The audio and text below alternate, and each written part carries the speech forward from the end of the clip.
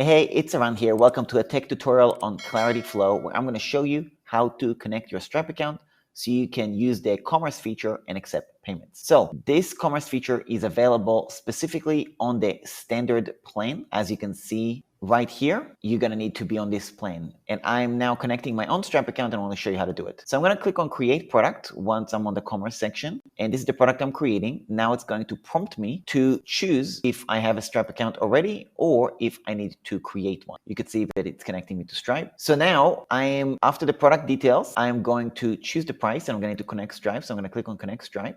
And it will ask me already using Stripe or connect your Stripe account. So I'm going to click on connect your Stripe account. Now it will now log me in to my own Stripe account or ask me to log in if I'm not logged in. If you don't have a Stripe account, you will click on this button, of course. So now I can see the different Stripe accounts that I have, and I'm going to connect the one that I want. In this case, I'm just going to click on this one. It's the one that I want. I'm going to click on connect. It's going to ask me to log in. And once I've done so, it says returning to ClarityFlow. You'll be redirected in just a moment. And now you will see that I am fully connected. Now I can go back to home, go back to the commerce feature, go back to the product that I was setting up.